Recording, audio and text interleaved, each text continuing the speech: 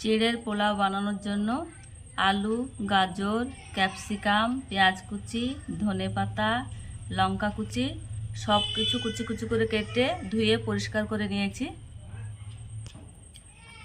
এক বাটি চিড়ে নিয়েছি, চিড়ে ধুয়ে পরিষ্কার করে নেব।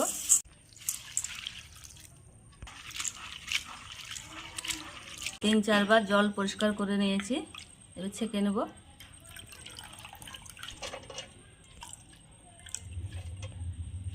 ছাঁকনির ওপর রেখে দিলাম জল ঝরার জন্য। ফ্রাই প্যানে সাদা তেল দিয়ে দেবো, একটা তেজপাতা দিয়ে দিলাম, হাফ চামচ সরিষার ফোড়ন দিলাম, হালকা নেড়ে চেড়ে আলু কুচি দিয়ে দেবো।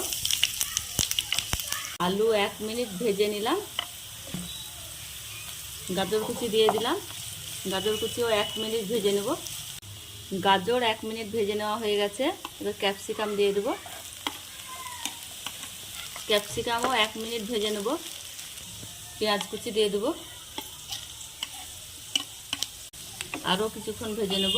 স্বাদ মতো লবণ দিয়ে দেবো, হলুদ গুঁড়ো, ভালোভাবে মিক্স করে নেব। লঙ্কা কুচি দিয়ে দেবো, কিশমিশ, আরও কিছুক্ষণ নেড়ে চেড়ে নেব।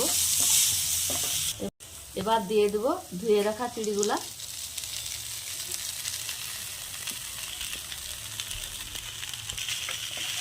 হালকা হাতে নেড়ে নেব। 1 চামচ চিনি দিয়ে দেবো।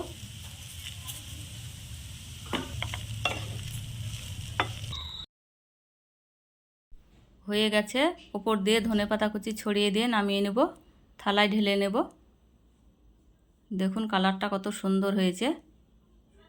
বাড়িতে চিড়ে থাকলে আপনারা এভাবে চিড়ের পোলাও বানিয়ে বাচ্চাদেরকে দিতে পারেন, টিফিনেও দেওয়া যায়, বিকেলে নাস্তা হিসেবে খাওয়া যায়, সকালেও খাওয়া যায়। কেমন হয়েছে কমেন্ট করে জানাবেন, ভালো লাগলে পাশে থাকবেন।